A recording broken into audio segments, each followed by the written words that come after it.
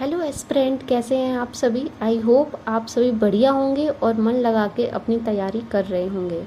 आज हम इस वीडियो में देखेंगे भारत की विभिन्न जनजातियों के बारे में, जो कि काफ़ी इम्पॉर्टेंट टॉपिक है कॉम्पिटिटिव पर्पस के लिए। तो सबसे पहले हमें ये पता होना चाहिए कि भारत में कुल जनजातियाँ कितनी हैं। तो आंसर इज़ 550 जनजातियाँ जो हैं वो भारत में पाई जाती हैं। इनको भी दो कैटेगरी में डिवाइड किया गया है दोस्तों। पहली जो है कैटेगरी वो है अनुसूचित जाति और दूसरी है अनुसूचित जनजाति। अगर हम देखें 550 में से लगभग 16% जो जनजाति हैं वो पाई जाती हैं अनुसूचित जाति, और इसी का 550 का ही 8.5 जो प्रतिशत है वो पाया जाता है अनुसूचित जनजाति। यानी कि शेड्यूल कास्ट का जो परसेंटेज है वो है 16% और शेड्यूल ट्राइब का जो परसेंटेज है वो है 8.5%। अगर मैं बात करूं कि सर्वाधिक जो शेड्यूल कास्ट है वो कहाँ पे पाई जाती है, तो सर्वाधिक जो देखने को मिलती है वो उत्तर प्रदेश में मिलती है। हमारा प्यारा उत्तर प्रदेश, यहाँ पे सबसे ज़्यादा शेड्यूल कास्ट का जो परसेंटेज है वो पाया जाता है। और शेड्यूल ट्राइब का अगर हम सर्वाधिक देखें, अनुसूचित जो जनजातियाँ हैं वो सबसे ज़्यादा कहाँ पाई जाती हैं, मध्य प्रदेश में।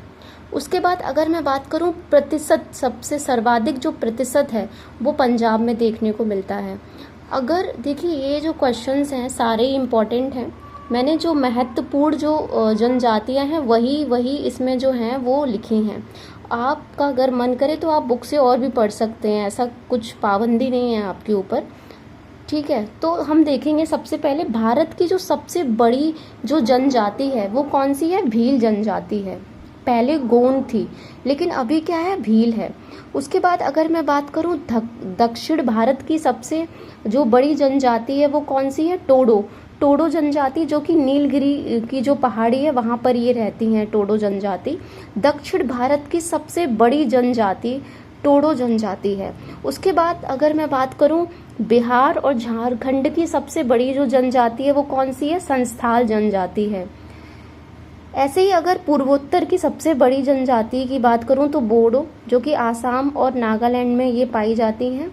अब मैंने कुछ महत्वपूर्ण राज्य लिखे हैं जैसा कि आप सभी देख पा रहे होंगे, और उनकी जो महत्वपूर्ण जनजातियां हैं, ऐसा नहीं है केवल यही पाई जाती हैं, महत्वपूर्ण जनजातियां लिखी हैं जो कि आपके एग्जाम पॉइंट ऑफ व्यू से काफ़ी इम्पॉर्टेंट हैं।